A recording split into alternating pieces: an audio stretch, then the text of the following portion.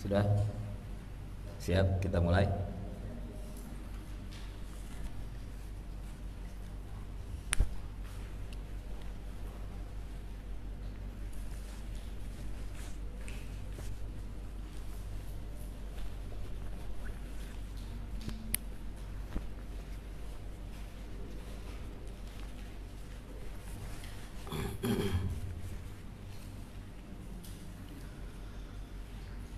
Assalamualaikum warahmatullahi wabarakatuh.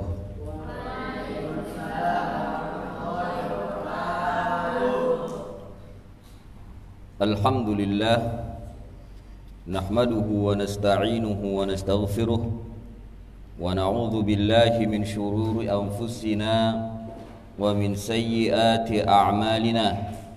Man yahdihillahu fala mudilla lahu ومن يضلل فلا هادي له أشهد أن لا إله إلا الله وحده لا شريك له وأشهد أن محمدا عبده ورسوله أما بعد فإن أصدق الحديث كتاب الله وأحسن الهدي هدي محمد صلى الله عليه وسلم وشر الأمور محدثاتها وكل محدثة بدعة وكل بدعة ضلالة وكل ضلالة في النار. إخواني في الله أعزني الله وإياكم وأبنائي أحبة أعزني الله وإياكم. Kita melanjutkan kajian kita dari pembahasan kitab Al-Usulul Thalathah yang ditulis oleh Syekhul Islam Al-Thani Muhammad bin Abdul Wahhab bin Sulaiman At-Tamimi rahimahullahu ta'ala. Pada pertemuan yang terdahulu kita telah sampai pada halaman yang ke-48. Bisa dilihat kitabnya, halaman 48, yang di sana dikatakan فَإِذَا قِيلَ لَكَ مَا الْأُصُولُ الثَّلَاثَةُ الَّتِي يَجِبُ عَلَى الْإِنسَانِ مَعْرِفَتُهَا فَقُلْ مَعْرِفَةُ الْعَبْدِ رَبَّهُ وَدِينَهُ وَنَبِيَّهُ مُحَمَّدًا صلى الله عليه وسلم. Ini musannif mulai membahas inti dari permasalahan, mulai membahas inti dari kitab ini, inti dari judul kitab ini, Al-Usulu Ats-Tsalatsah. Al-Usulu Ats-Tsalatsah. Terjadi perbedaan pendapat para ulama tentang judul. Terjadi perbedaan pendapat para ulama tentang judul. Sebagian mereka mengatakan judulnya adalah Al-Usulul Tsalatsah. Sebagiannya lagi mengatakan Tsalatsatul Usul. Dibalik, Tsalatsatu al-Usul. Akan tetapi yang rajih adalah sebagaimana yang dikatakan oleh musannif. Ya, sebagaimana yang dikatakan oleh musannif dalam kitabnya ini. Judulnya adalah Al-Usulu Ats-Tsalatsah, bukan Tsalatsatu al-Usul. Yang artinya dalam bahasa Indonesia adalah 3 landasan utama. Mengapa dijadikan 3 landasan utama bagi setiap muslim? Karena 3 perkara ini adalah yang akan ditanya oleh Allah Subhanahu wa taala nanti ketika berada di alam barzakh. Dan syekh atau penulis atau musannif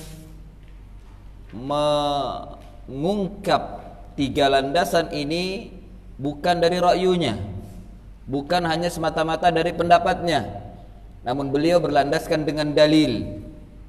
Dan dalil yang dimaksud adalah tentang pertanyaan seorang manusia di alam kubur, tentang pertanyaan seorang muslim atau seorang manusia di alam barzakh, di mana yang bertanya adalah malaikat munkar dan nakir. Yang dikatakan di sana, man rabbuka wa man nabiyyuka wa ma dinuka. Siapa Tuhanmu, siapa nabimu, dan apa agamamu. Setiap manusia akan ditanya dengan 3 pertanyaan ini. Setiap manusia, kafiran kana atau musliman, fajiran kana atau munafiqan, kulluhum, semua mereka itu akan ditanya dengan 3 pertanyaan ini. Bagi siapa yang mempelajarinya, bagi siapa yang mendalaminya, bagi siapa yang memahaminya, ia akan bisa menjawab nanti ketika ditanya di alam barzakh. Ini tidak bisa dimasukkan ke dalam akal. Sangat sulit sekali dimasukkan ke dalam akal. Artinya bagaimana pertanyaan ini akan diungkap sementara manusia belum ditanyakan. Kemudian yang kedua, pertanyaan ini gampang sebenarnya. Buat apa kita belajar? Kan gampang. Kita sudah tahu siapa Tuhan kita. Kita sudah tahu agama kita. Kita sudah tahu Nabi kita siapa. Al-jawab, perkaranya tidak semudah itu. Perkaranya tidak segampang itu. Naam, pertanyaan ini gampang, tapi ketika nanti prakteknya begitu amat sangat sulitnya. Hanya orang-orang yang belajar, hanya orang-orang yang memahami dengan baik dan benar tentang masalah agama ini, dia akan bisa menjawab pertanyaan munkar dan nakir. Oleh karena itu, benarlah apa yang dikatakan oleh musannif, ini adalah sebagai 3 landasan utama. Karena prakteknya di dunia bukan hanya sebatas ini. Prakteknya di dunia berkembang lebih besar lagi. Bagaimana kita memahami Allah Subhanahu wa taala, bagaimana kita mengenal Allah Azza wa Jal. Itu bukan hanya sekedar iya Tuhan saya Allah, bukan. Dipahami apa yang ada di dalamnya. Bagaimana kita mengenalnya dengan asma wa sifat, bagaimana kita mengenalnya dengan tauhid rububiyah, bagaimana kita mengenalnya dengan tauhid uluhiyah, bagaimana kita mengenalnya dengan tauhid asma wa sifat. Yang banyak manusia di dalamnya tersesat ketika dia tidak pandai, ketika tidak bisa memahami dengan baik dan benar terhadap Allah Azza wa Jalla. Nah, ketika mereka tidak memahami dengan baik dan benar terhadap ma'rifatullah, mengenal Allah Subhanahu wa taala, maka mereka tidak akan bisa menjawab pertanyaan man rabbuka yang diajukan oleh munkar dan nakir. Dia tidak akan bisa menjawab. Orang-orang kafir, dia tidak akan bisa menjawab. Meskipun di dunia kalau ditanya siapa Tuhanmu, Allah, dia akan menjawab demikian, tapi nanti di alam barzakh dia tidak akan bisa menjawab. Jawabnya hanya, saya tidak tahu. Ya. Demikian juga munafikun, orang-orang munafik.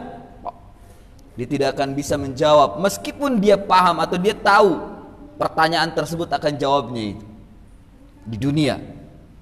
Ya, di dunia. Jadi perkaranya tidak semudah itu.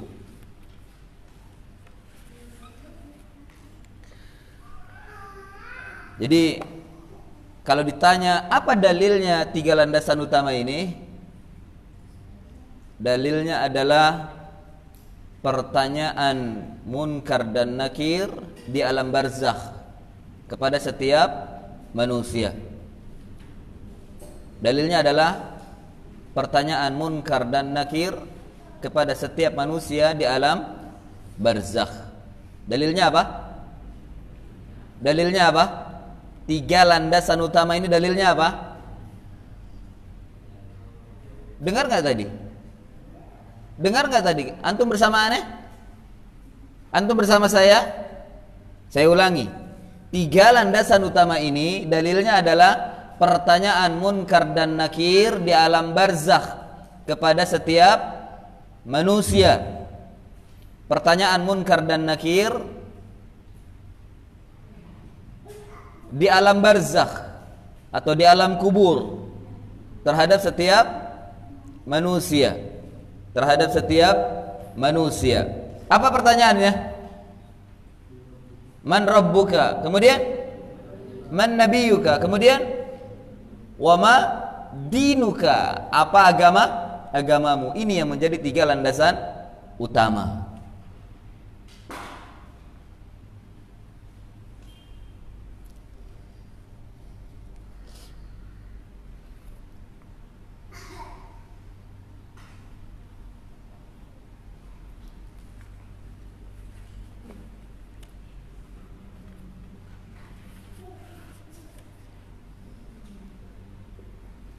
Saya ulangi pertanyaannya. Apa dalil 3 landasan utama?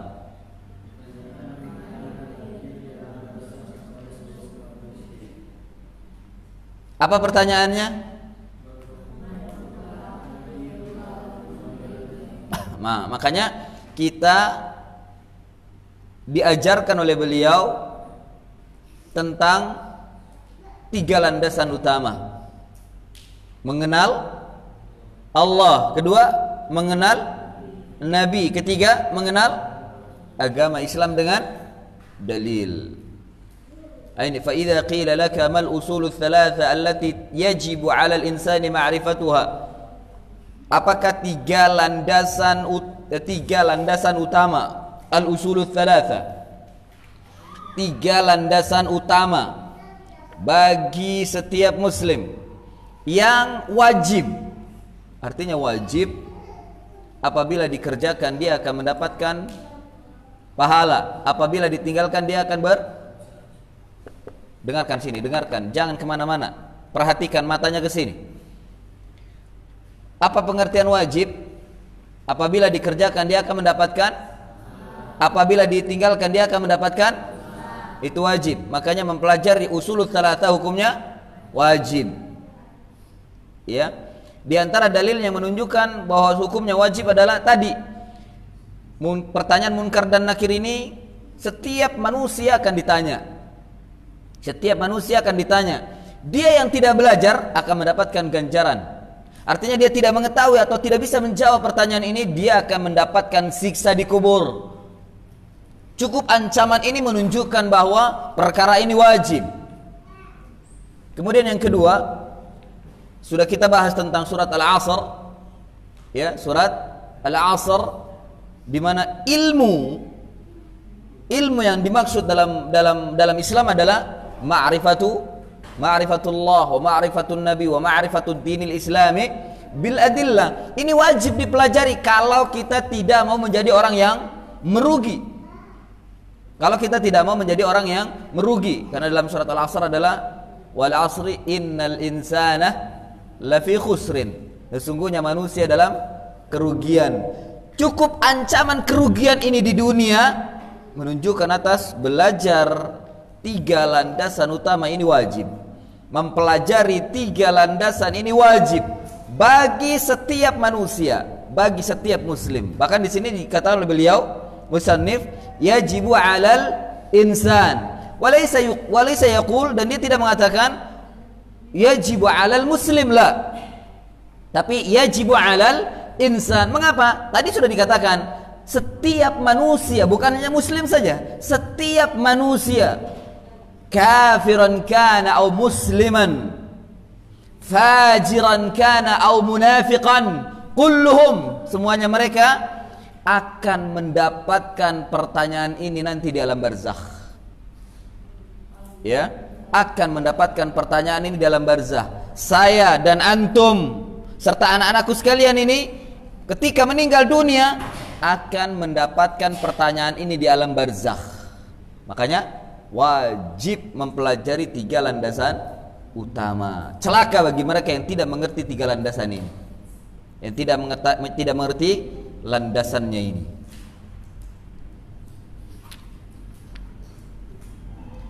Kemudian yang selanjutnya, memang kalau seandainya kita bertadabbur, perhatikan sini. Minal adab. Sudah Ustaz kemarin katakan di kelas, termasuk dari adab, tidak memalingkan mata kepada yang lain. lihat syekhnya, lihat gurunya. Perhatikan, jangan sampai ilmu itu hilang. Jangan sampai ilmu itu luput dari kalian. Dengar itu? Perhatikan.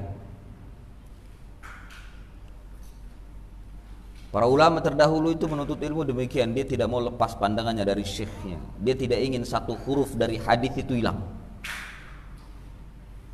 Ya, dan ini termasuk dari min adabi talabil ilmi. Apapun yang terjadi, kecuali kalau syekhnya mengizinkan. Dengar itu? Jangan sampai ketika ditanya tadi diam semua, nggak ada yang nyambung. Ditanya diam semua, nggak ada yang nyambung. Ya.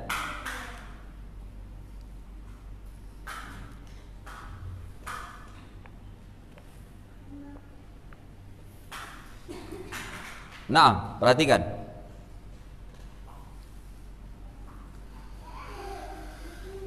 Bahkan kalau kita ingin bertadabbur, ingin merenungi secara mendalam, Islam itu atau agama Islam itu memang hanya kerangkanya itu hanya 3 ini. Bagaimana kita mengenal Allah Subhanahu wa taala agar kita bisa mendekatkan diri kepadanya.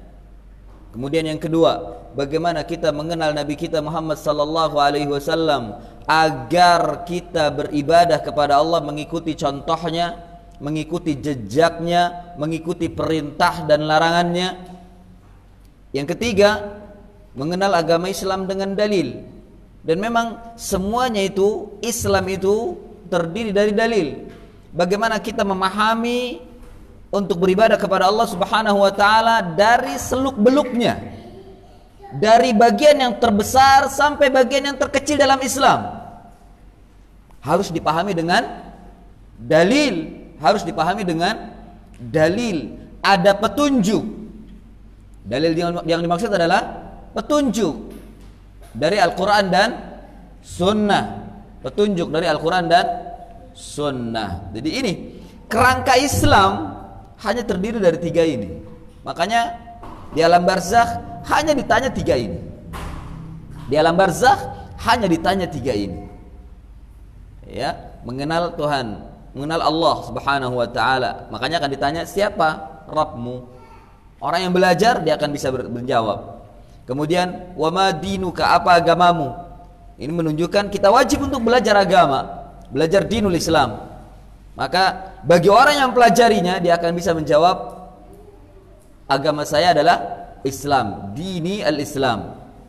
Wa man nabiyyuka, siapa nabimu? Orang yang mempelajari dan mengenal Nabi Muhammad sallallahu alaihi wasallam, dia akan bisa menjawab, nabiku adalah Muhammad. Tapi dalam riwayat itu yang diriwayatkan oleh Imam Ibnu Majah dari sahabat Al-Barra ibn Azib radhiyallahu an, bahwa tidak ditanya siapa nabimu, tapi yang ditanya adalah ditampakkan seseorang, wujud seseorang, meskipun orangnya yakni sudah meninggal dunia, tapi bagi Allah itu mudah. Ditampakkan wujud seseorang di hadapan kita yang pada hakikatnya itu adalah Nabi sallallahu alaihi wasallam. Orang yang mempelajari, orang yang benar-benar mempelajari Nabi Muhammad dan ibadahnya mengikuti Nabi Muhammad, dia akan bisa menjawab, huwa Rasulullah.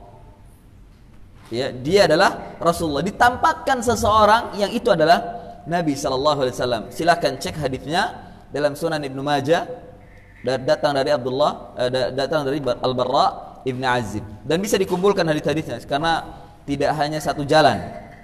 Tidak hanya satu jalan tentang hadis fitnah kubur, ya, fitnah kubur, pertanyaan di dalam kubur. Itu banyak hadisnya, banyak jalannya. Ya. Dan para ulama mengkategorikan hadis tentang fitnah kubur, hadis tentang pertanyaan dalam kubur adalah derajatnya mutawatir. Derajatnya mutawatir.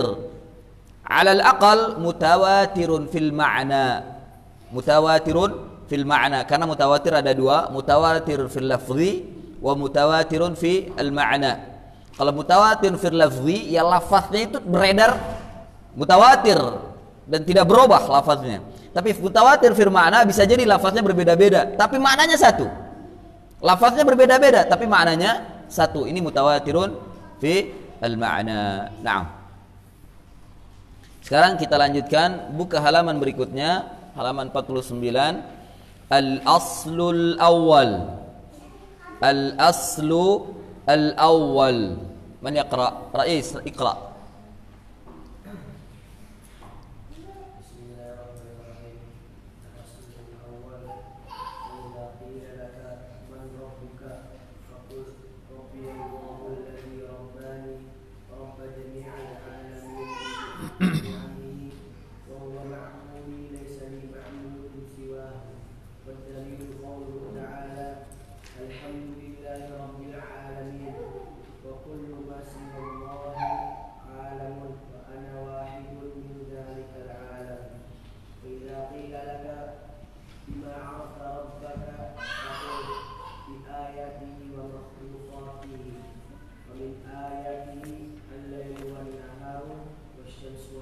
Naam.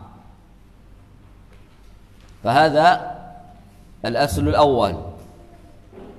Ini usul yang pertama. Jadi usul yang pertama adalah mengenal Allah, mengenal Tuhanmu. Ya, mengenal Tuhanmu.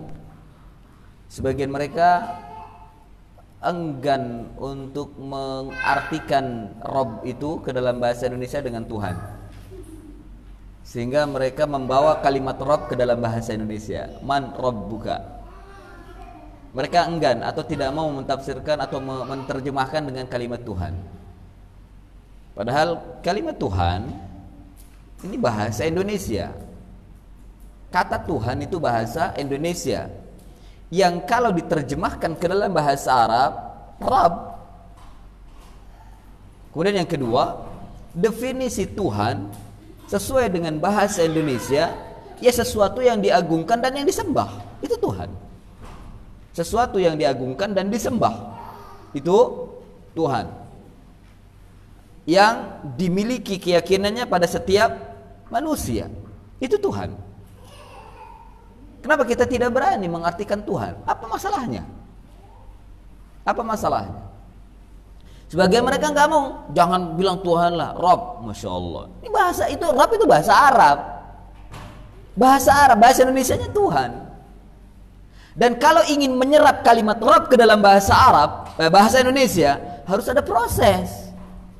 Nggak bisa dengan secara pribadi kita masukkan ke dalam bahasa Indonesia kalimat Rabb. Harus ada proses. Minimal ada persetujuan dari orang-orang yang berwenang di negeri kita ini untuk menetapkan itu adalah bagian dari bahasa Indonesia. Sebagian mereka enggan untuk mentafsirkan atau menerjemahkan kalimat Rabb dengan Tuhan. Boleh kita menerjemahkan dengan kalimat Tuhan, boleh. Iya. Jadi ya itu karena mungkin entah apa yang ada dalam hati mereka, ketakutan atau bagaimana, sehingga mereka enggan untuk menerjemahkan kalimat Rabb dengan Tuhan. Naam, kalau kita ulas ke dalam bahasa Arab, kalimat Rabb itu maknanya ini. Naam, ya tinggal kita terjemahkan ke dalam bahasa Indonesia. Karena dalam bahasa Arab itu Rabb itu maknanya adalah Al-Malikul Mudabbir, Al-Malik, Al-Khaliqul wal Malikul Mudabbir, Ar-Raziqu wal Qadir. Itu makna Rabb. Yang menciptakan, yang memiliki, yang mengatur, yang memiliki rizki, yang memberikan rizki dan segala yang berkuasa, itu Al-Qadir. Yang berkuasa itu Rabb. Ya kita terjemahkan saja definisinya ke dalam bahasa Indonesia. Tuhan itu adalah yang menciptakan, yang mengatur, yang memiliki, kemudian yang memberikan rizki dan yang berkuasa, itu Tuhan terhadap alam semesta, terhadap alam semesta. Adapun bila untuk membedakannya antara Rabb dengan manusia, ya mungkin kita bisa menyebutkan dengan Tuhan tanpa hak. Bahasa Indonesia membedakan itu antara Tuhan dengan Tuhan, itu dibedakan. Dan Tuhan itu bahasa Indonesia untuk manusia. Yang memiliki, yang mengatur dan yang berkuasa itu Tuhan. Itu Tuhan untuk Indonesia Untuk manusia. Tapi kalau untuk yang menguasai alam semesta, yang dimiliki keyakinannya oleh setiap manusia dalam hati mereka, itu Tuhan dengan adanya huruf H. Bedakan seperti itu. Saya kira tidak sulit. Kenapa kita takut untuk membawanya ke dalam makna Indonesia dengan kalimat Tuhan, Rob itu? Ya, makanya tidak tersalah bila kita terjemahkan fa idza qila laka man rabbuka, apabila dikatakan kepadamu siapa Tuhanmu. Ini bahasa Indonesia. Enggak perlu kita menerjemahkan siapa Rabbmu, enggak perlu. Rabb itu bahasa Arab, kenapa kita campurkan? Meskipun dengan huruf Latin RABB. Itu bahasa Arab. Kalau seandainya itu bahasa asing juga tidak bisa ditulis dengan cara lurus, harus ada kaidahnya tersendiri. Dan gak bisa kita serap dengan pribadi kita, gak bisa. Ada kaidah-kaidah dan ada proses kalau ini diserap ke dalam bahasa Indonesia. Ya. Jadi yang tepat kalau ingin kita terjemahkan ke dalam bahasa Indonesia adalah apabila dikatakan kepadamu siapa Tuhan. Nah, kalau kita menggunakan siapa Tuhanmu, ya mafhum semua orang. Nah, kalau ini diterjemahkan ke dalam bahasa Indonesia, kalau kita terjemahkan ke dalam bahasa Inggris apa? Tuhan bahasa Inggrisnya apa? God apa Lord? Lord, Lord apa God? Apa God? God ya? Hah?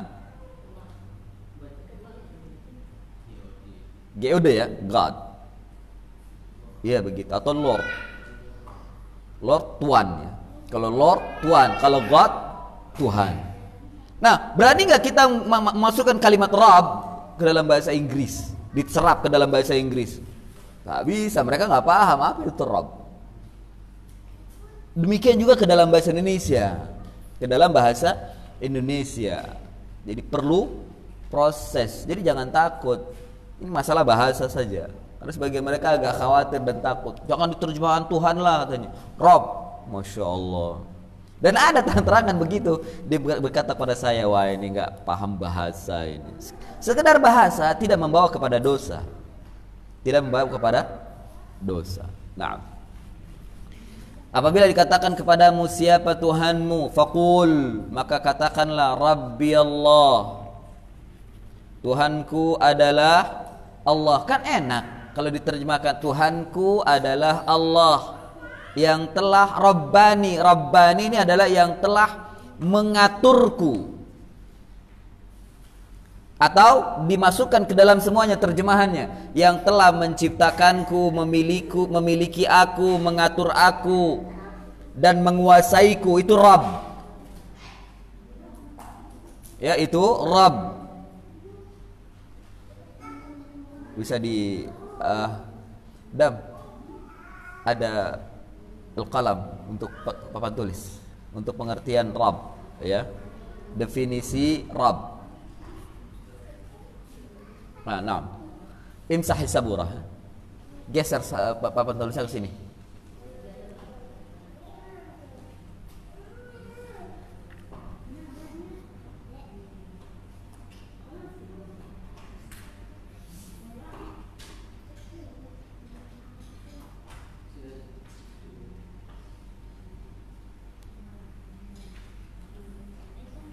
Nah, hadap ke sana supaya dilihat oleh jamaah. Dihapus. Nggak ada hapusnya? Waduh. Pakai kertas atau tisu.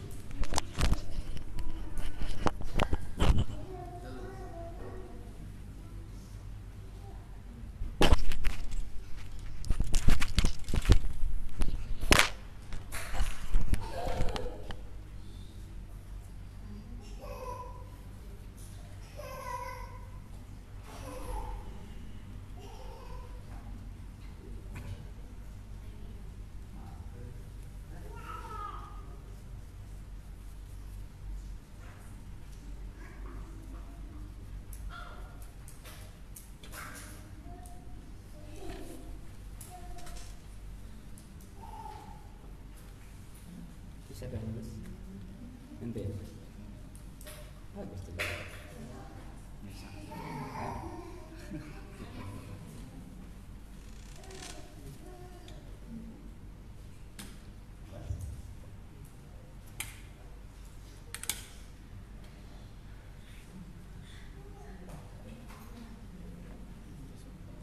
Nah,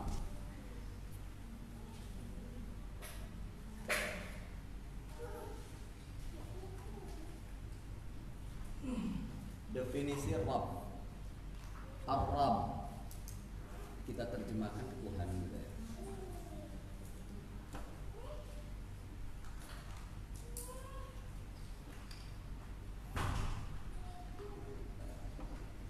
Rabb itu Al-Khaliq,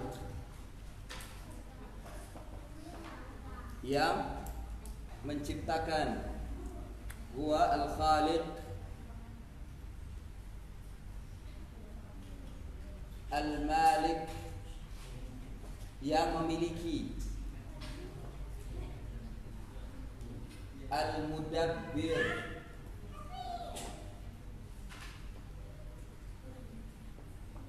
yang mengatur. Ar-Raziq, yang memberikan rezeki. Dan Al-Qadir, Al-Qadir yang menguasai, yang menguasai.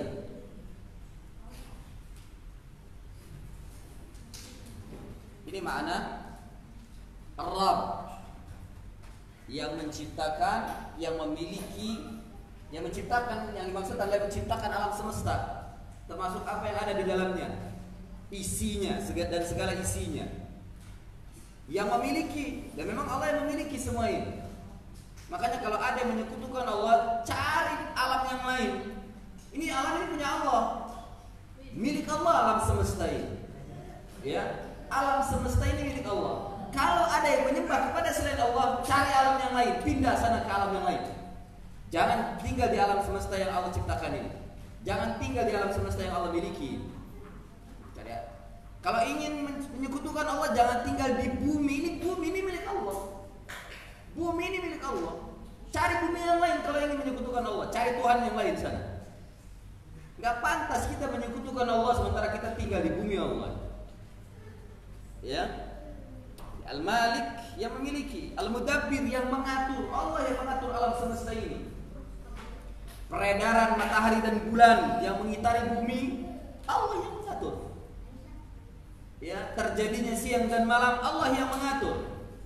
Hidup dan matinya manusia, Allah yang mengatur.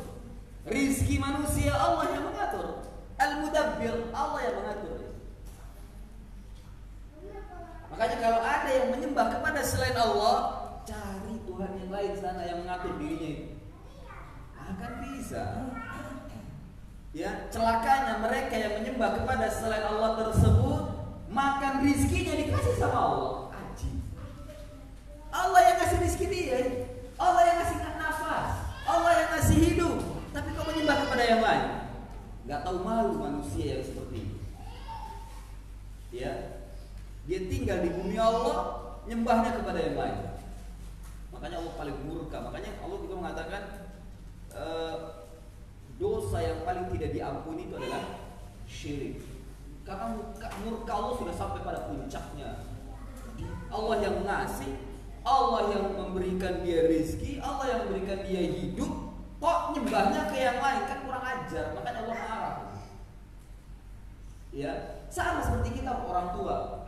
Kita didik anak kita, kita kasih makan, kita kasih jajan, dia kurang ajar. Ya, nggak mau taat, nggak mau nurut, tapi kita lakukan. Marah kita. Marah. Sama seperti Allah yang ngasih hidup kita, Allah ngasih rezeki kita, Allah yang ngatur. Kok nyembahnya kepada yang lain? Kurang aja. Makanya la yaghfiru an yushraka bihi wa yaghfiru ma duna dzalika liman yasha. Allah tidak akan mengampuni dosa syirik yang dilakukan. Karena murka Allah itu sudah pada puncaknya orang yang melakukan kesyirikan. Ya. Al-Mudabbir, Ar-Raziq, Allah yang memberikan rizki. Al-Qadir, Allah yang menguasai, yang mampu menguasai alam semesta ini. Allah yang berkuasa. Termasuk diantaranya Al-Hakim, Allah, ya, Al-Hakim, Allah yang akan menghukumi. Makanya tidak perlu kita membahas tentang masalah tauhid hakimiyah, karena ini sudah masuk ke dalam tauhid rububiyah. Al-Hakim, Allah itu yang menghukumi dan akan menjadi hakim nanti pada hari kiamat. Al-Hakim, ya. Oleh karena itu kita kalau sudah mengetahui pengertian ini, maka kita tahu makna alhamdulillahi rabbil alamin. Ya.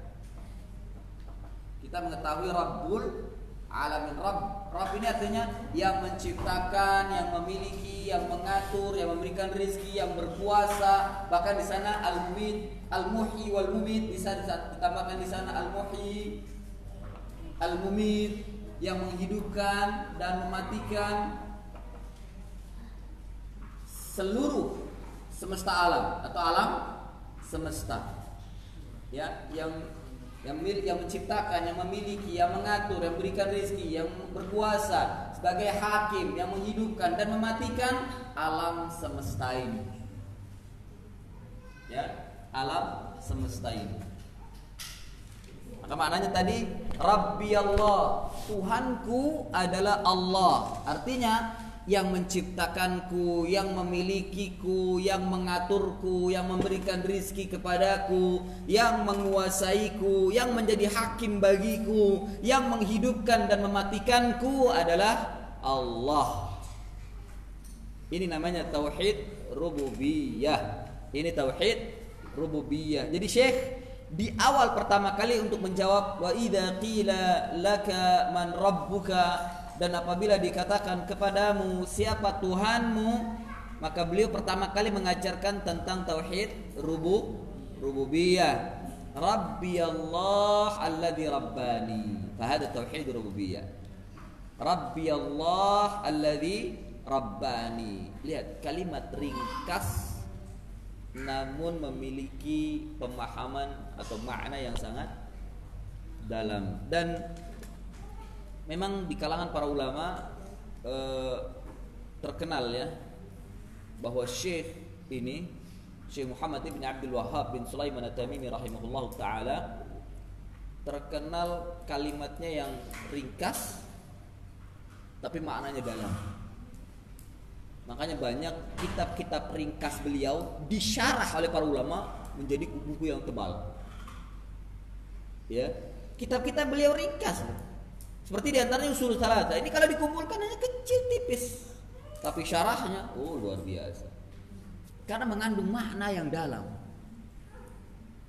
Belum lagi Qawaidul Arba' atau Kasyfus Syubuhat. Itu ringkas kitab itu, tapi syarahnya tebal.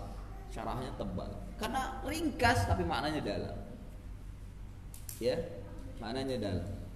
Dan ini karamah yang diberikan oleh Allah Subhanahu wa taala kepada beliau. Karamah yang diberikan oleh Allah Subhanahu wa taala kepada Syekh Muhammad bin Abdul Wahhab. Kalimatnya ringkas tapi maknanya kalau disyarah dalam. Memberikan makna yang dalam. Naam. Rabbi Allah alladzi rabbani wa rabb jami'al alamin bi ni'amihi. Wa rabb jami'al alamin bi ni'amihi. Dan mengatur seluruh alam semesta ini dengan nikmatnya. Dengan nikmatnya. Naam. Allah mengatur alam semesta ini dengan nikmatnya. Nikmat yang diberikan kepada manusia, nikmat yang diberikan kepada langit, nikmat yang diberikan kepada bumi, nikmat yang diberikan kepada segala sesuatu yang ada di dalamnya, segala isinya. Itu dengan nikmat Allah Subhanahu wa taala. Allah mengatur manusia dengan nikmat diberikan kepada manusia itu nafas atau ruh atau nyawa. Allah mengatur alam semesta ini dengan nikmatnya, diberikan nikmat keseimbangan. Bagaimana kalau tidak seimbang? Hancur. Dengan keseimbangan, baik dalam skala yang kecil maupun skala yang besar, dalam keseimbangan semuanya. Ini nikmat Allah Subhanahu wa taala. Bayangkan sedikit saja nikmat Allah hilang, apa yang terjadi? Sengsara manusia itu. Susah bagi manusia itu. Jangankan untuk yang besar, skala kecil saja pada diri manusia. Hilang nikmat sehat mulut. Umpama mulutnya sariawan, kecil saja sedikit. Apa yang terjadi? Sakit manusia itu. Luka, sariawan itu kan luka ya dalam mulut. Apa yang terjadi? Makan gak bisa, tidur gak enak, bangun tidur sakit, mau tidur sakit. Padahal cuma sedikit. Itu nikmat loh. Cuma sedikit luka di mulut. Tapi kalian merasa seluruh tubuhnya sengsara, sakit semua. Atau mungkin nafas tidak sempurna, kena asma. Padahal cuma nafas doang, nggak mengganggu yang lain, cuma diri kalian sendiri. Apa yang terjadi? Nafas doang. Mulutnya sehat, hidungnya sehat, matanya sehat, kupingnya sehat, tapi nggak bisa nafas. Apa yang terjadi? Seluruh tubuh sakit, nggak seimbang kalian itu. Nikmat paru-paru, nikmat ginjal. Paru-parunya sehat, jantung sehat, kaki tangan sehat, mulut sehat, mata sehat, tapi ginjalnya terganggu. Apa yang terjadi? Di rumah sakit antum, gak bisa ngapa-ngapain, gak seimbang. Apa itu? Nikmat Allah Subhanahu wa ta'ala. Jadi jangan remehkan. Allah mengatur alam semesta ini, seluruh alam semesta dengan nikmatnya. Ya, bumi yang tenang ini gak bergoncang. Sedikit saja di sebuah tempat hilang nikmat Allah dengan bergoncang, gempa. Apa yang terjadi? Tsunami lah, bangunan-bangunan runtuh. Padahal cuma di sebelah sana, tapi seluruh dunia akan melihat, wih, di tempat ini terjadi gempa. Kemudian prediksinya macam-macam. Jangan-jangan nanti bergerak ke sini akan terjadi tsunami, bla bla bla dan lain sebagainya. Masya Allah. Nikmat yang tuh hilang. Cuman di situ padahal nikmat itu hilang, tapi efeknya kemana-mana, keseimbangan akan terganggu. Itu nikmat Allah. Maka benar lihat, ya, Rabbi jami'al alamin, ya, Rabb jami'al alamin bi ni'amihi, mengatur seluruh alam semesta dengan nikmatnya. Dengan nikmatnya.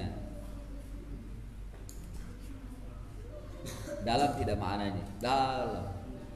Dan tidak ada yang bisa memiliki kata-kata seperti ini kecuali orang-orang yang diberikan taufik oleh Allah Azza wa Jalla. Orang-orang yang diberikan kedalaman ilmu dan orang-orang yang diberikan hidayah atau ilham dari Allah Azza wa Jalla. Ini karamah dari Syekh. Kemudian selanjutnya beliau ingin mengajarkan tentang tauhid ubudiyah, tauhid uluhiyah. Perhatikan di sana. Wa huwa ma'budi laisa ma'budun siwa. Wa huwa ma'budi laisa li ma'budun siwahu.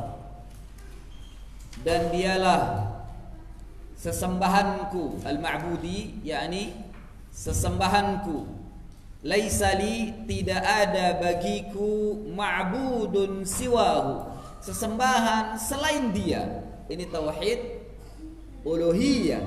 Ini tauhid uluhiyah. Ya. Mana di antara dalilnya? Wa ma arsalna min qablika min rasulin illa nuhiya ilaihi annahu la ilaha illa ana fa'budun. Ini kalimat ini. Fa'buduni, maka sembahlah aku. Jadi peribadatan itu adalah perintah dari Allah Subhanahu wa taala. Ya. Dan kalimat ibadah ini datang di dalam Al-Qur'an dalam 3 cara. Yang pertama berupa khabar. Yang kedua berupa perintah, fi'il, ya, khabar fi'il. Yang ketiga berupa isim, kata benda atau kata sifat. Ya.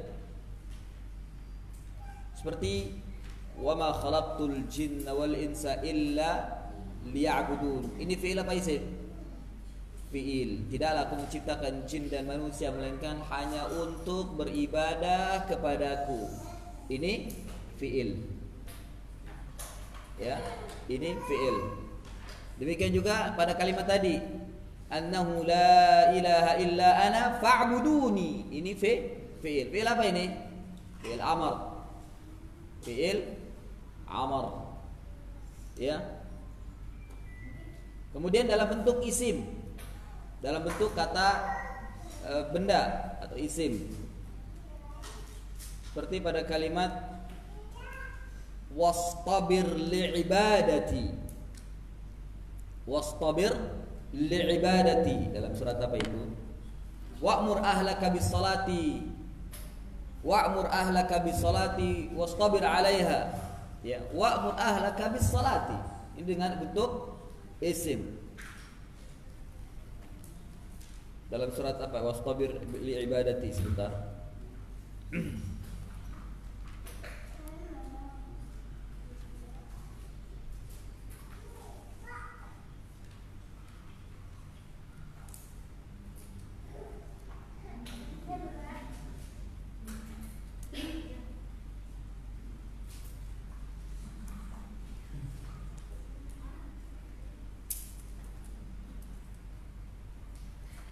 Dalam surat Maryam,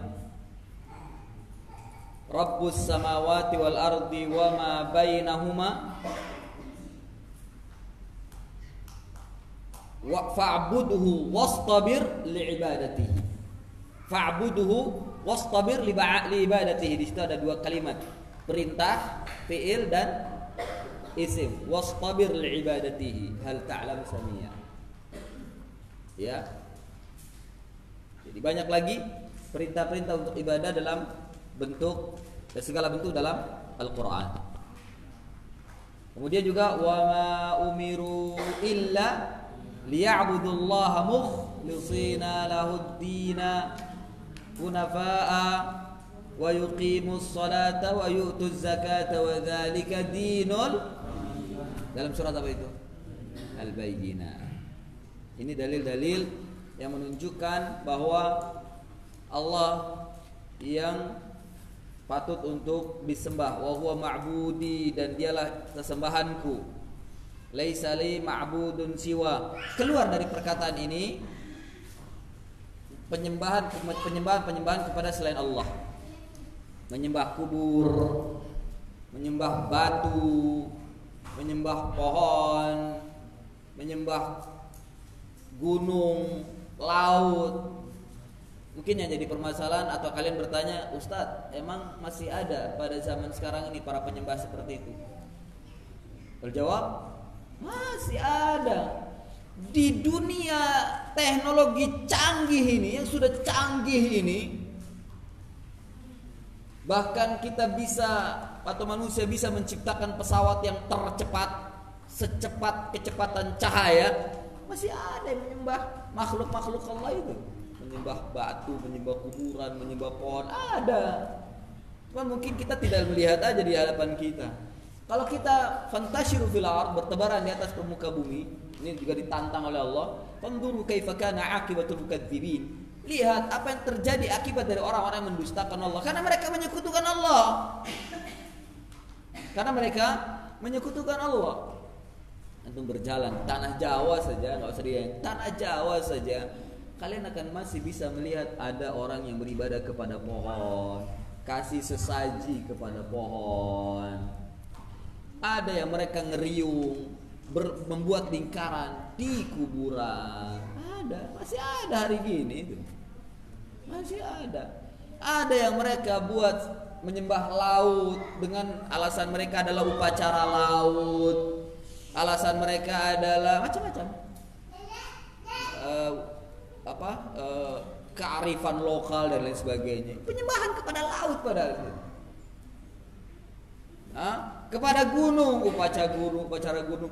Dalam keadaan seperti ini, teknologi canggih masih ada yang beribadah kepada mereka itu makhluk-makhluk Allah Azza wa Jalla. Ya. Jadi perkembangan teknologi yang canggih, perkembangan otak manusia, akal manusia tidak mempengaruhi hati mereka untuk berbuat kesyirikan kepada Allah Azza wa Jalla.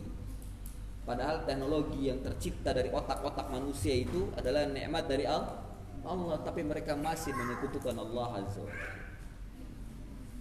Bahkan sudah ya seperti itu, ketika mereka sudah memiliki canggih kehidupan mereka dalam teknologi, malah ada yang gak percaya dengan Allah, gak percaya dengan adanya Tuhan, gak percaya dengan adanya Tuhan. Kalau itu puncak dari kekufuran. Saat mereka mengaku manusia lebih tinggi dari yang lain, akalnya bisa berbuat segala sesuatu. Nah, puncak kekufuran mereka gak mengakui adanya Tuhan. Bahkan mungkin dirinya lah Tuhan, ya. Dirinya lah Tuhan. Ini puncak kekufuran dari teknologi yang ada. Jadi masih ada sesembahan pada selain Allah Subhanahu wa taala, atau berjalan di atas permukaan bumi kan melihat di Jawa atau di pulau-pulau yang lain, Kalimantan, masih ada mereka beribadah kepada selain Allah Azza wa Jalla. Dan celakanya mereka yang melakukan kesyirikan itu, mereka punya alat-alat canggih, gadgetnya yang mahal, mobilnya mewah, tapi datangnya ke kubur, ke pohon, ke batu, ke bodoh. Ya, mobilnya mewah, bagus. Bahkan mungkin kalau seandainya ke tempat daerah itu dia pakai pesawat mendarat, itu teknologi itu. Tapi ketika mereka mendarat di sebuah daerah, keluar dari daerah itu, menujunya kemana? Kadang ke batu atau ke kuburan. Ngapain? Tidak ada gunanya akalnya mereka. Tetap dia menjadi orang yang paling bodoh. Teknologi yang diciptakan menunjukkan akal mereka canggih, ya tidak. Tapi ketika mereka menyembah kepada selain Allah, jadi bodoh dia. Jadi bodoh. Ya, jadi dungu kalau bahasanya. Jadi dungu. Nah, kemudian dikatakan lagi di sini, laisa li ma'budun siwahu wad dalilu qauluhu ta'ala alhamdulillahi rabbil alamin. Ini tauhid rububiyah. Wa kullu ma siwallahi alam. Wa kullu ma siwallahi alam. Semua apa yang selain Allah itu alam, patutnya untuk disembah? Tidak. Ya, semua selain Allah, langit, bumi, matahari, bulan, pohon, batu, gunung, laut, semuanya itu alam, gak patut untuk disembah. Buat apa kita mengagungkan mereka? Mereka makhluk. Ya, mengagungkan mereka yang sejatinya mereka beribadah kepada syaitan yang mengarahkan ke sana. Ya, syaitan mengarahkan ke sana. Di Jawa Barat saja ada kok yang menyembah gunung salak disembah. Gunung salak disembah. Loh, penyembahannya bukan sujud kepada mereka, bukan. Tapi mereka melakukan ritual-ritual tertentu, ya, sesaji tertentu untuk persembahan kepada gunung. Tapi mereka sejatinya tidak menyembah gunung, tapi menyembah penghuni gunung. Macam aja itu makhluk. Alam. Itu alam yang tidak patut untuk disembah. Atau di sana di Jawa Tengah ada yang menyembah Gunung Merapi. Ada yang menyembah Gunung Merapi disembah dengan melakukan ritual tertentu, pakai sesaji ini, sesaji itu, dan ada imamnya di sana. Kalau bahasa kita kuncen, imamnya untuk menyembah gunung. Jadi bukan ibadah sholat aja punya imam. Mereka juga penyembah berhala itu ada imamnya, ada imam. Ya, cuman mereka nggak hafid Al-Quran. ada imamnya. Ya. Mereka alam, mereka menyembah alam, fahada syirkun. Kemudian wa ana wahidun min dzalikal alam, dan saya salah satu daripada alam tersebut, yakni alam manusia. Kemarin sudah kita bahas alam itu terbagi menjadi beberapa. Ya. Yang pertama macam-macam alam ya. Anwa'ul alam. Macam-macam alam. Yang semuanya ini ciptaan Allah Azza wa Jalla. Ya. Yang pertama alamur rahim.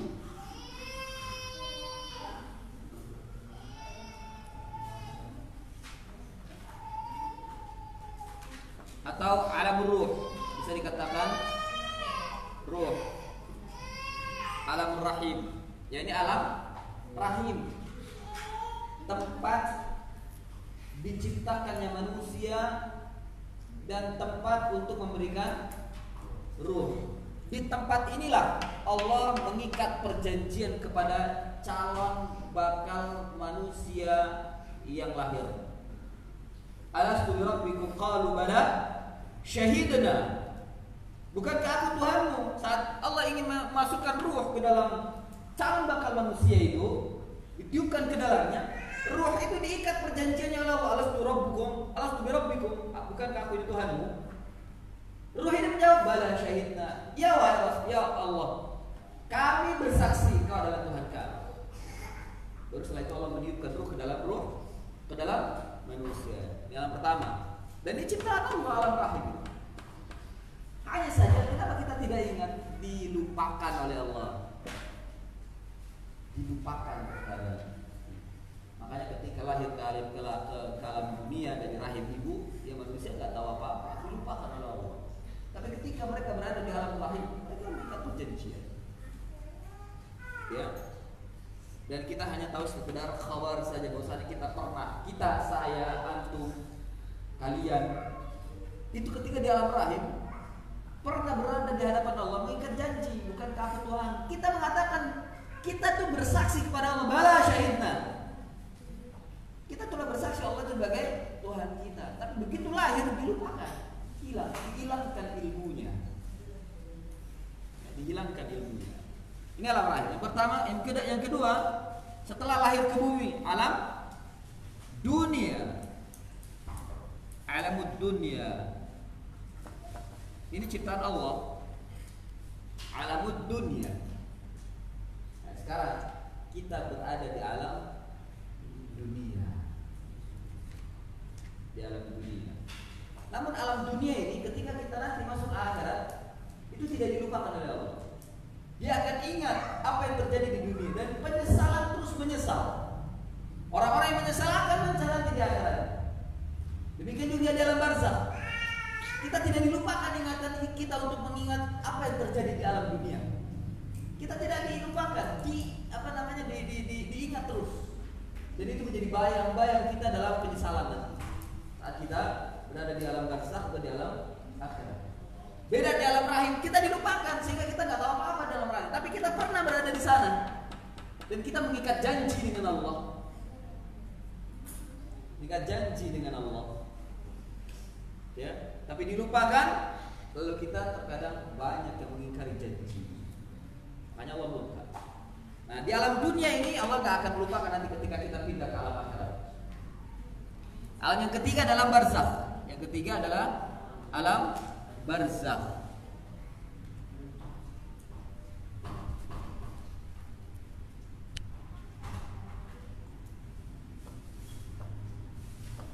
Alam barzakh.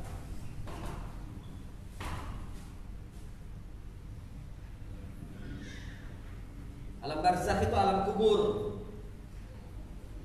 Dan barzakh artinya pembatas. Pembatas antara dunia dan akhirat, itu barzakh. Ya. Di alam barzakh itu alam berbeda dengan alam dunia. Dan tidak bisa dideteksi oleh teknologi apapun. Meskipun ada manusia yang terlalu melampaui batas mengagungkan akalnya. Dia ingin melihat apa yang terjadi di alam kubur untuk membuktikan berita-berita yang ada dalam Islam bahwa telah terjadi di alam kubur begini dan begitu. Lalu mereka memasang kamera, memasang speaker ke dalam kubur untuk melihat apa yang terjadi. Ya nggak terjadi apa-apa, orang beda alam. Yang ada gelap dunia, itu alam dunia. Kemudian mereka menyatakan, bohong, tidak terjadi apa-apa di alam kubur. Iya, karena dia nggak ngelihat, itu bukan alam barzah yang Anda lihat. Yang ada di kamera itu bukan alam barzah, itu alam dunia. Alam barzah kita tidak bisa memasukinya kecuali kalau kita mati. Ingin mengetahui alam barzah, suruh mati dulu baru termasuk alam barzah. Ya. Berbeda, gak bisa, kita manusia tidak ada yang bisa memasuki alam barzah kecuali kalau dia meninggal dulu. Ya. Adapun ya penelitian mereka, orang-orang yang terlalu melampaui batas dengan otaknya itu, mereka masukin kamera dan sebagainya, itu tidak bisa menyelesaikan permasalahan dan tidak bisa mengungkap apa yang dimaksud atau hakikat alam barzah, tidak akan bisa mengungkap. Karena alam barzah alam seperti biasa, dan manusia hidup seperti biasa. Kalau yang kita lihat di kamera untuk melihat di alam kubur itu dengan kamera yang kita lihat adalah jasad manusia yang sudah mati. Mungkin yang jadi permasalahan lagi soal manusia itu dia mendapatkan nikmat atau mendapatkan siksa di alam barzah dengan ruhnya saja atau jasadnya saja. Al-jawab, ruh dan jasad. Namun jasad yang disiksa atau mendapatkan nikmat di alam barzah, jasad yang baru yang telah diciptakan oleh Allah Subhanahu wa taala di alam barzah, bukan di alam dunia. Adapun yang dibungkus kain kafan di dalam kubur itu jasad yang di dunia, bukan jasad yang ada di alam barzah. Jadi ketika kita meninggal dunia, ruh kita hilang, dicabut, dibawa ke langit. Kalau dia soleh langsung ke Sidratul Muntaha, dekat dengan aras, lalu Allah mengembalikan. Tapi kalau dia tidak soleh, dia fajir, hanya sampai pada langit dunia. Tidak dikembalikannya pun tidak diantar.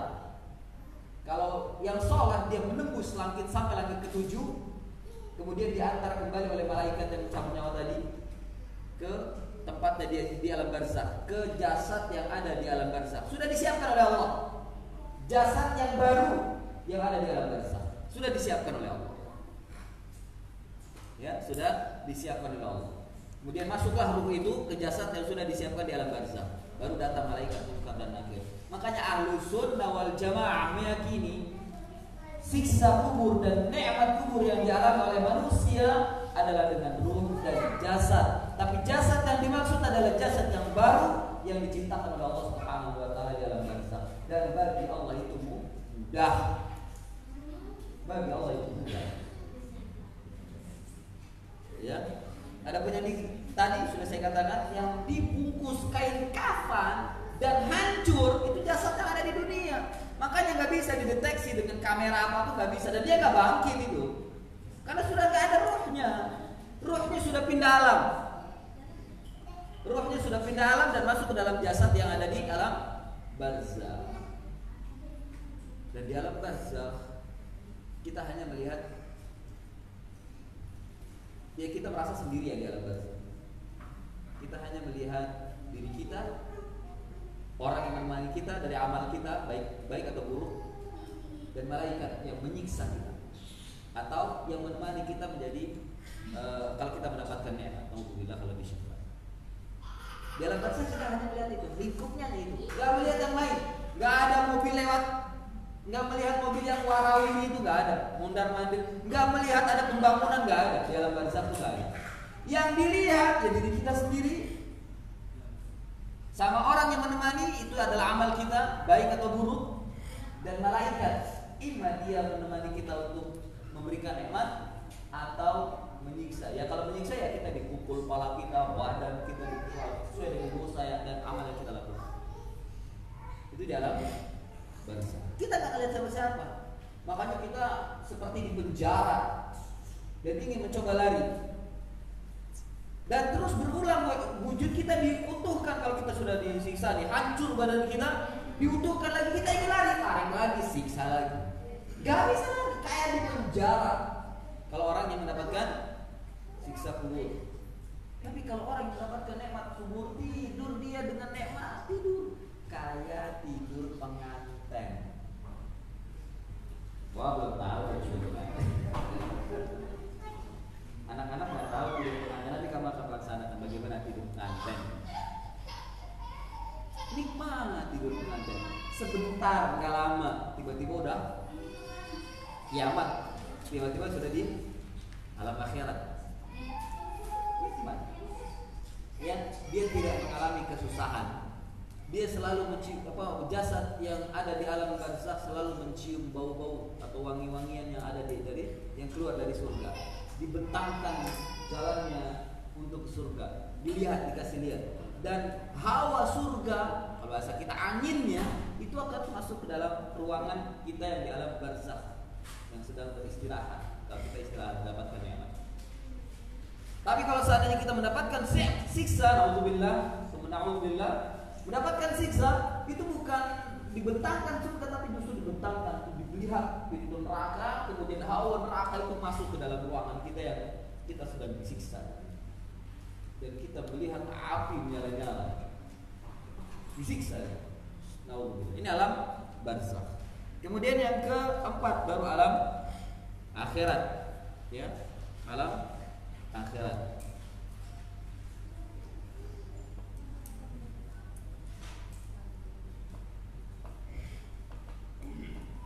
Alam akhirat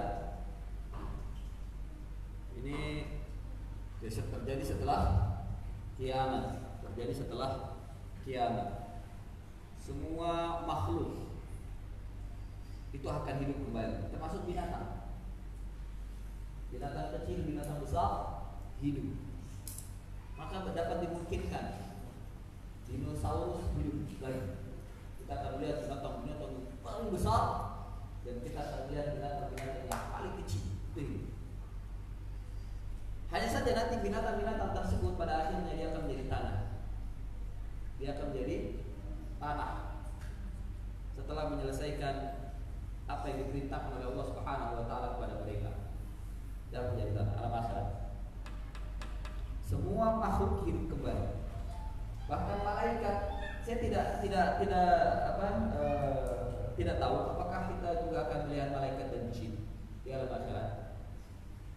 Namun saya lebih cenderung iya kita akan melihat, karena di sana dikabarkan kita akan melihat malaikat datang bersama Allah bersof-sof dalam surat Al-Fajr, wa jaa rabbuka wal malaku soffan soffa.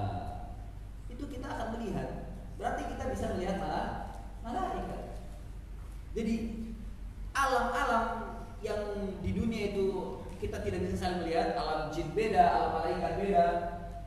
Malaikat bisa melihat jin dan manusia. Jin bisa melihat manusia tapi tidak bisa melihat malaikat. Manusia tidak bisa melihat jin, tidak bisa melihat malaikat. Ya, malaikat bisa melihat jin, bisa melihat manusia, malaikat. Jin bisa melihat manusia tapi tidak bisa melihat malaikat. Dan manusia tidak bisa melihat malaikat, tidak bisa melihat jin. Alam mereka berbeda-beda. Namun nanti di hari akhirat kita ketika bertemu, seluruh makhluk dibangkitkan oleh Allah Azza wa Jalla, termasuk jin dan malaikat dibangkitkan. Karena manusia bisa melihat malaikat dan bisa melihat manusia. Apa bisa melihat jin? Ya, karena iblis, bapaknya jin, menggoda manusia agar manusia ikut bersamanya, disiksa di neraka, disiksa di neraka. Ya, demikian. Ini alam yang terakhir. Baru setelah itu surga dan neraka. Al-jannatu wan-nar. Hadal akhir. Surga dan neraka. Jadi alam rahim, dunia, barzakh, akhirat, surga dan neraka. Semuanya ini adalah ciptaan Allah. Wa ana wahidun minal a'lam, dan saya salah, dan kita ya di sini disebutkan wa ana wahidun min dalikal alam. Saya salah satu dari alam tersebut. Saya salah satu dari alam tersebut. Alam apa? Alam dunia. Alam dunia masuk ke alam apa? Alam manusia, bukan alam jin dan alam malaikat, tapi kita berada di alam manusia di dunia. Ini bila dinisbahkan kepada waktu ya. Tapi kalau dinisbahkan kepada zat atau makhluk, maka ada alam jin, alam manusia, alam malaikat. Alam jin, alam manusia, dan alam malaikat. Alam malaikat lebih luas daripada alam jin dan manusia. Alam jin lebih luas daripada alam manusia. Dan alam yang paling tersempit adalah alam manusia, karena alam manusia tidak bisa melihat jin, tidak bisa melihat malaikat. Alam malaikat kenapa dikatakan lebih luas? Karena malaikat menduduki langit dan bumi. Langit yang 7 dan bumi ada malaikat di dalamnya. Semuanya malaikat ada. Semuanya dengan pengaturan Allah Azza wa Jalla. Malaikat itu memenuhi langit dan bumi, itu malaikat. Makanya alam malaikat lebih luas daripada manusia dan jin. Tapi jin hanya memenuhi alam dunia saja, sampai pada ruang angkasa. Bahkan mendekati langit pertama. Hanya sampai situ jin, tidak bisa menembus langit 2, langit 3, nggak bisa. Karena kalau menembus apalagi mencuri berita akan dipanah. Hanya itu alam jin memenuhi hanya sampai langit pertama saja. Nah, yang paling sempit adalah alam manusia. Alam manusia hanya sampai pada dunia saja. Dia nggak bisa menembus langit, meskipun pakai pesawat segala macam nggak bisa menembus langit, nggak bisa sampai pada pintu langit, nggak bisa. Kalau jin bisa, jin itu bisa sampai pada pintu langit dan mendengar berita di sana. Mendengar beritanya pun sudah ketika berita sudah sampai pada langit yang pertama. Adapun masih langit kedua, langit ketiga, turunnya dari 1, 2, 7, 5, 7, 6, 5 itu belum dengar jin. Tapi sudah sampai langit pertama baru jin mencuri berita. Itu pun sampai kepada manusia atau dukun. Sudah banyak sekali kebohongan yang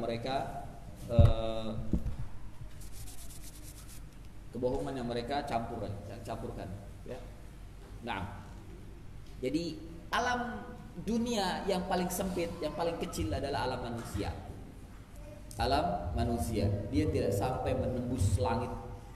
Jangankan ke langit, ruang angkasa saja paling tinggi paling cuma berapa ribu kaki gitu. Paling tinggi 10.000 lah taruhlah paling tinggi. Tidak ada sampai 100.000 kaki, gak tinggi sekali. Bahkan orang-orang yang pernah ke ruang angkasa itu tidak sampai menembus langit, nggak sampai pintu langit. Orang-orang yang pernah jauh di atas luar bumi itu dengan berita-berita itu pun juga perlu diteliti kembali kebenarannya, dicek kembali kebenarannya. Yang mereka berada di ruang angkasa pakai baju astronot itu belum sampai langit, itu belum sampai pintu langit. Tapi jin tanpa harus pakai pakaian astronot mereka bisa sampai menembus langit. Artinya sampai pada pintu langit. Ya, demikian. Ini tentang alam. Wa ana wahidun min dalika al-alam. Ikhwani wa akhwati fillah, a'azzana Allah wa iyyakum, abna'i ahibba. Sedikit lagi. Fa idza qila laka bima 'arafta rabbaka faqul bi ayatihi wa makhluqatihi. Apabila dikatakan kepadamu dengan apa kamu mengetahui Tuhanmu, faqul, maka katakanlah bi ayatihi, dengan ayat-ayatnya, yaitu dengan tanda-tanda kekuasaan Allah Azza wa Jalla. Dengan tanda-tanda kekuasaan Allah Azza wa Jalla, wa makhluqatihi, dan makhluk-makhluknya. Dan makhluk-makhluknya.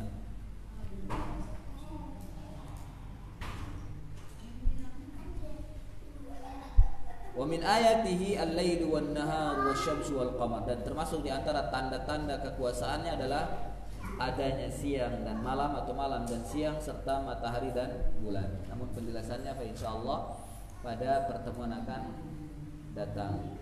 Demikian yang bisa saya sampaikan. Mudah-mudahan ada manfaatnya.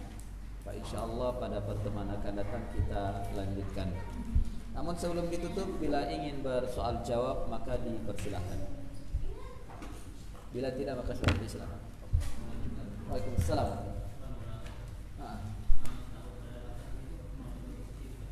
Gimana? Takut terhadap atasan. Nah, begini.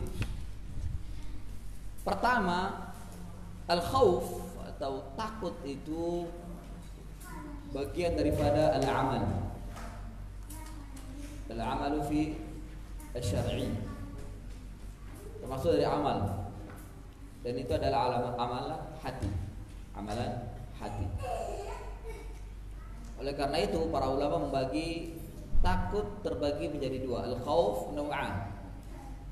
Al-khaufu tabi'iyah wa khaufu syirkiyah atau ta'abbudiyah.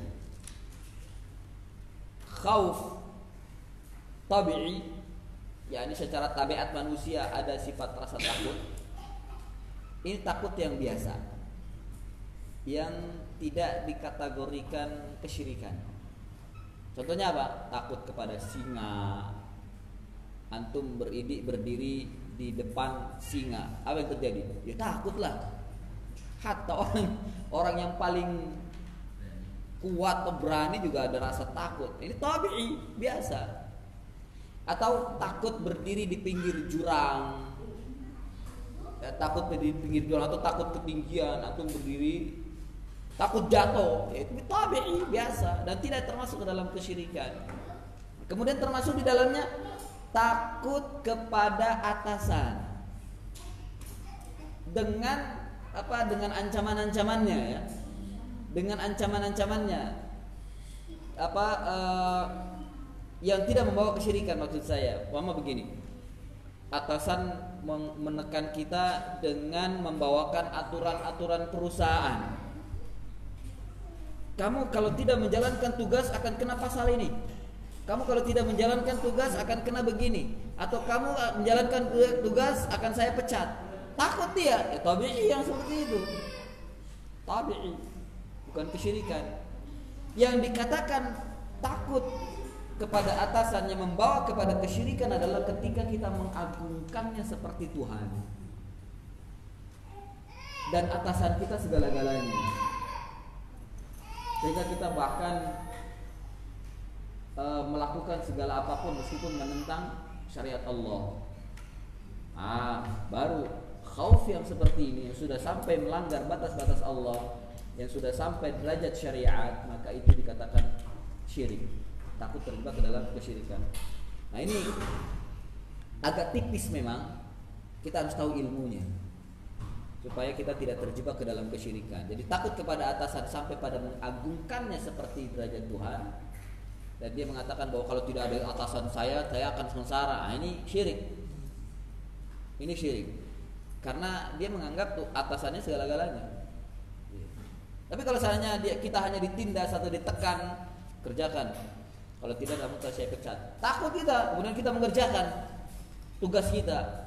Ya udah, itu takut tabi'i namanya. Takut tabi'i, bukan takut membawa kepada kesyirikan. Nah, wallahu a'lam. Ada lagi? Ya. Jadi disebutkan bahwa dunia ini diciptakan dengan nikmat Allah. Iya. Terus ada yang beredar kesukaan juga kalau di dunia alam ini disiapkan karena Nabi Muhammad itu terus. Wah. Kan ada beredar Muhammad seperti itu. Iya. Ini keyakinan salah satu golongan Sufiyah yang landasan agamanya itu dengan kalimat Nur Muhammad. Nur Muhammad, Nur Muhammad. Jadi dunia ini ada atau diciptakan oleh Allah disebabkan Nur Muhammad. Bahkan mereka berani mengatakan sebelum diciptakannya Nabi Adam, Allah menciptakan Nur Muhammad dulu. Ajib, manusia belum ada, Nur Muhammad sudah diciptakan. Ini keyakinan orang-orang sufi. Dan apakah dikatakan sesat? Jelas, karena tidak ada nas, tidak ada dalil, tidak ada berita bahwa Nur Nabi Muhammad sudah diciptakan sebelum apapun. Ya, bahkan mungkin mereka berani mengatakan sebelum diciptakan alam semesta. Berarti sebelum diciptakan malaikat, sebelum diciptakan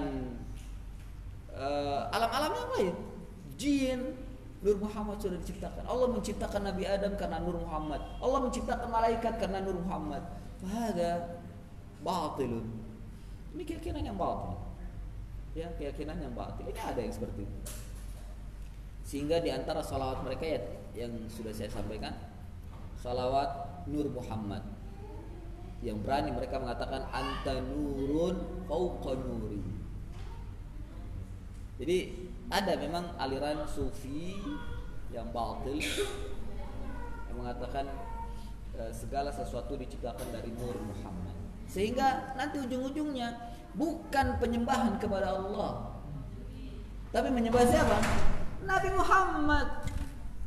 Menyembah Nabi yang seperti ini, itu syirik. Ini kesyirikan.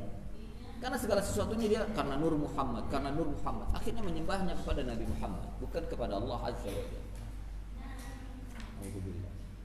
Ini batil, keyakinan yang seperti ini batil. Yang dengan perkataan tadi anta nurun fauqa nuri, yang dimaksud anta di sini adalah Muhammad, ini juga sudah mensejajarkan derajatnya dengan Allah. Bukankah Allah dalam surat Nur mengatakan nurun ala nur? Allah itu cahaya di atas cahaya. Kalau mereka mengatakan Nabi Muhammad itu anta nurun fauqa nur, sama dengan Allah. Kamu adalah cahaya di atas cahaya, sama dengan Allah. Mensejajarkan Nabi Muhammad dengan Allah. Apa bedanya dengan orang-orang Nasara yang mensejajarkan Nabi Isa dengan Allah dan mengangkatnya sampai pada derajat Tuhan? Hada batil. Fahada dhalun mudhil. Sesat, menyesat. Iya. Tadi yang berhubungan dengan alam barzah. Alam barzah kan tadi di lingkupnya cuma. Iya, kita sendiri saja. Ada keyakinan juga roh bisa kembali ke rumah, bisa datang ke rumah. Itu di ucapan datang itu gimana jawabnya? Iya. Lagi-lagi keyakinan tersebut datangnya dari orang-orang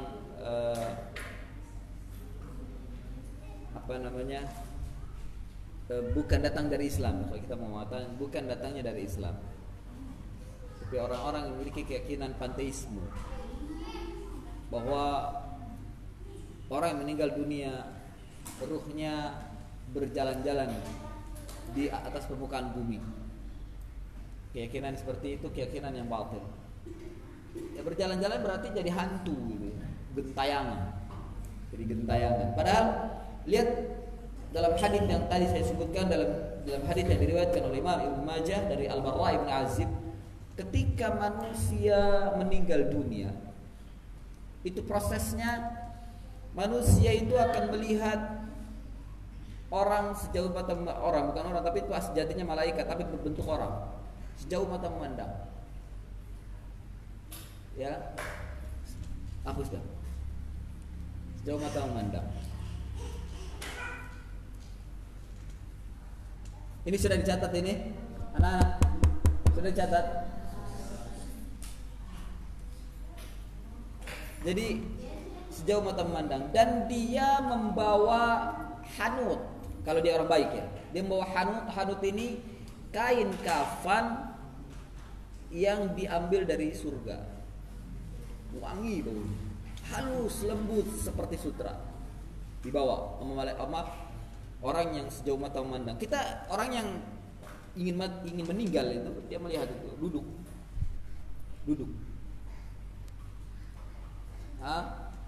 Kemudian setelah itu datang malakul maut.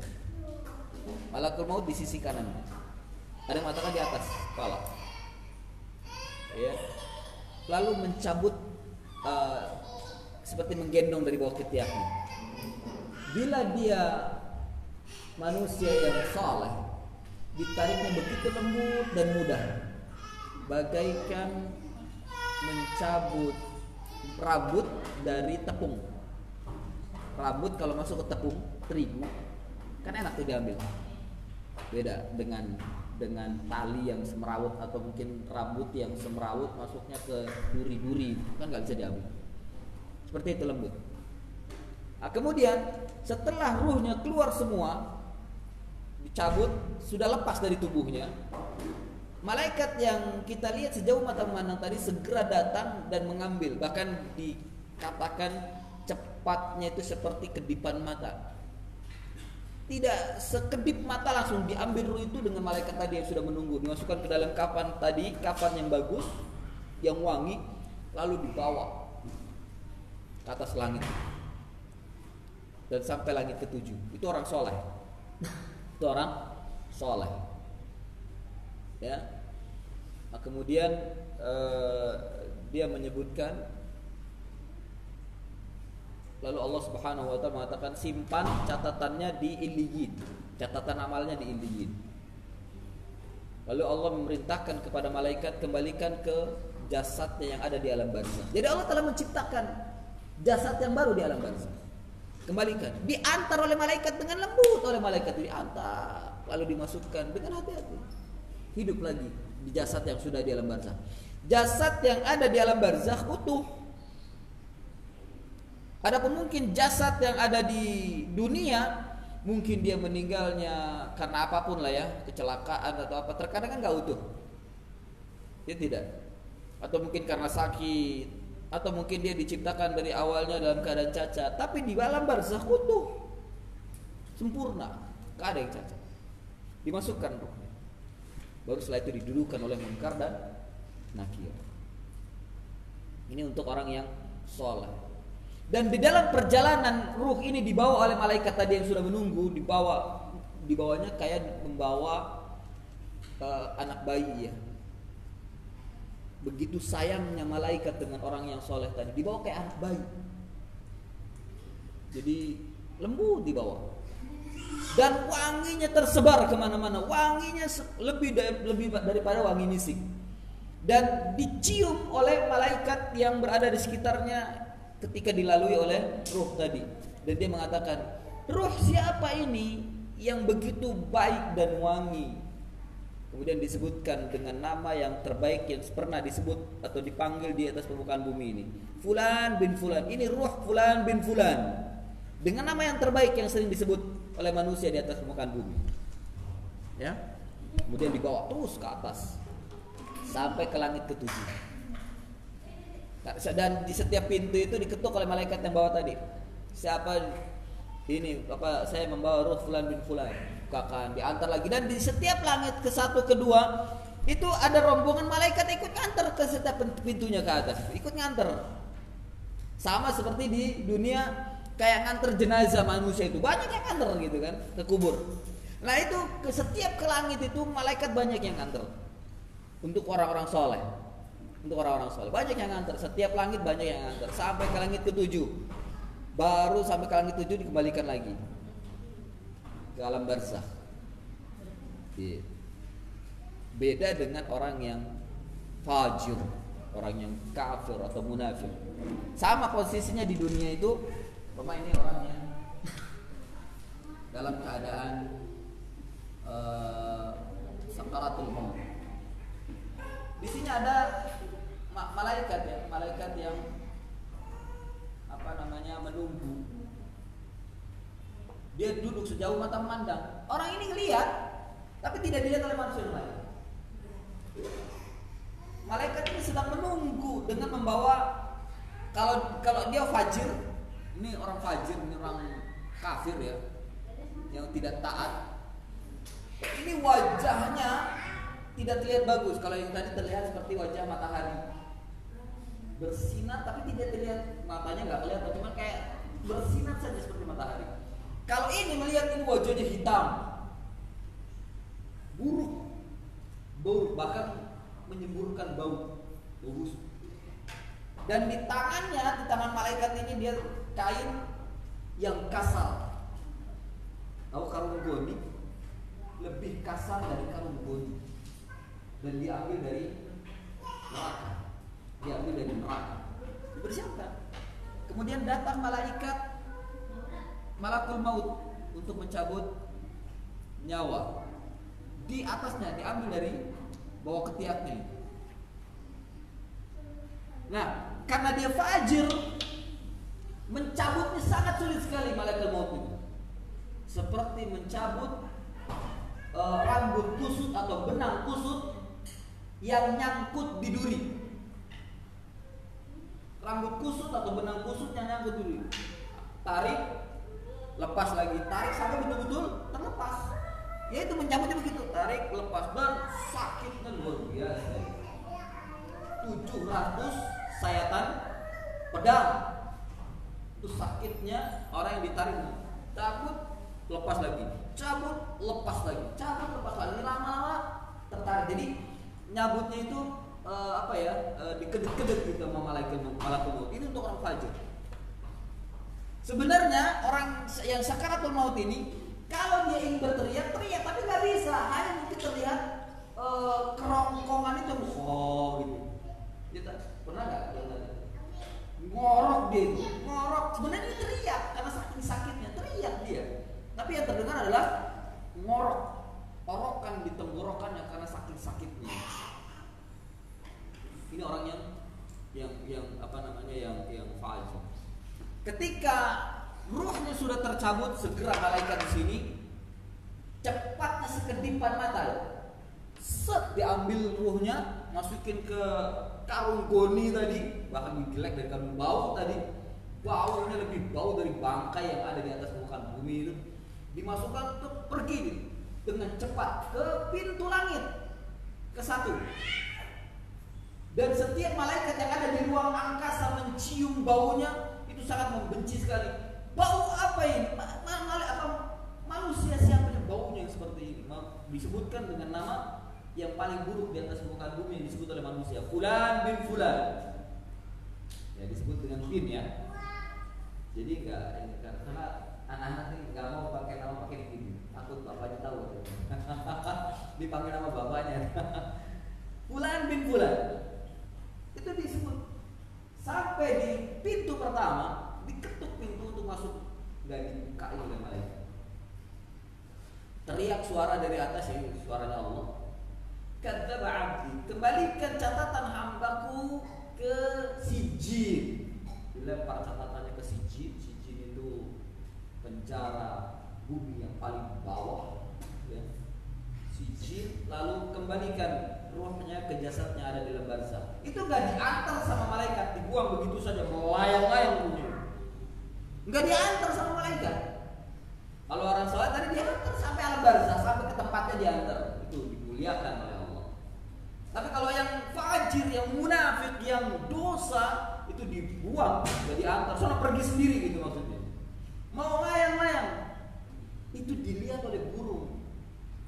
Burung yang melihat itu di ruang angkasa, dan sampai ruh ini tertabrak oleh burung. Dengan izin Allah, tentunya bagi Allah itu mudah ya. Bagi Allah mudah. Dengan izin Allah masuk kembali ruh ini ke alam barzakh. Di alam barzakh. Di alam barzakh itu sudah disiapkan jasad yang baru oleh Allah. Sudah disiapkan. Ya, sudah disiapkan jasadnya yang baru oleh Allah ini. Dimasukkan ruhnya ke alam barzakh. Gak ada siapa-siapa di sana. Ya. Masuk kembali dengan jasad yang baru, bukan jasad yang ada di dunia, tapi jasad yang baru yang diciptakan. Baru dia didudukkan oleh malaikat Munkar dan Nakir. Malaikat Munkar dan Nakir itu ada 2 yang akan bertanya kepada bertanya kepada orang ini. Malaikat Munkar dan Nakir. Setelah dia ditanya, lalu tidak bisa menjawab, maka dia akan disiksa. Pertanyaannya itu, man rabbuka, wa man nabiyuka, wa ma dinuka. Atau dalam riwayat yang lain ditampakkan, digambarkan orang ditampakkan siapa dia ini. Kemudian dalam riwayat yang lain ditanya, manil ladzi bu'itsa fika, siapa orang yang telah diutus kepadamu. Ini yang dimaksud adalah Rasulullah. Itu. Jadi banyak lafaznya di sana. Ada yang ditampakkan gambarnya saja atau bayangan atau ya orang. Ada yang ditanya seperti itu, siapa orang yang telah diutus kepadamu. Ada yang ditanya langsung siapa nabi. Siapa Nabi? Ya. Nah, dia kalau seandainya dia fajir, dia akan disiksa, ditemani oleh amalnya buruk. Jadi dia datang ketika dia disiksa, datang amal yang buruk itu dengan wajah yang buruk, warna hitam, bau bangkai, bau busuk. Tapi kalau yang soleh, dia datang dengan wajah yang bagus, tampan atau cantik, ya. Dan dia mengatakan ana amaluka saleh, saya amalmu yang saleh. Wangi, dan dia menemani selama dia tidur pengantin sampai pada hari kiamat. Ya, itu. Jadi ada orang. Dan ini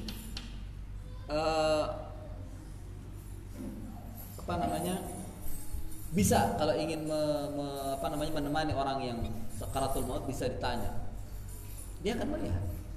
Saya pernah mengalami menemani orang yang sedang sekarat. Dia menginformasikan ke saya. Ada orang duduk sana. Mana? Duduk di situ. Ngapain? Enggak tahu, duduk aja gitu. Ternyata memang malaikat itu yang sudah menunggu untuk rohnya. Dia kasih tahu. Ada orang tuh duduk di sana. Padahal tembok. Mana nggak ada? Itu duduk jauh. Kamu nggak bisa lihat katanya. Iya, makanya nggak bisa lihat. Oh ya udah kamu istighfar aja tuh, la ilaha illallah gitu. Siapa banyak zikir. Gak ada berapa lama sakaratul maut. Datang malaikat malakul maut. Gak ada berapa, baru dia bilang gitu. Kemudian dia zikir, datang sakaratul maut. Nah, seperti itu. Jadi dia sendiri yang melihat, gak ada orang lain yang melihat. Dia sendiri yang melihat. Nah, jadi ini yang dikabarkan oleh Nabi Sallallahu Alaihi Wasallam. Nah, kita semua akan mengalami. Sudah siap belum? Akan mengalami. Kamu akan melihat orang. Tapi ada yang memberitahu, ada yang tidak memberitahu. Orang-orang yang takut, orang-orang yang fajir, dia nggak ngasih tahu kalau ada orang yang sedang menunggu. Kamu tahu? Takut lah. Dan dia disangka itu orang lain. Tapi orang-orang yang soleh, dia terkadang memberitahu ada orang yang sudah menunggu saya. Ya, na'am, wallahu a'lam. Sampai di sini. Wassallallahu ala nabiyyina Muhammadin wa ala alihi wa sahbihi wa barik wa sallam. Subhanakallahumma wa bihamdik, asyhadu an la ilaha illa anta, astaghfiruka wa atubu ilaik. Wa akhiru da'wana anil hamdulillahi rabbil alamin. Wassalamu alaikum warahmatullahi wabarakatuh.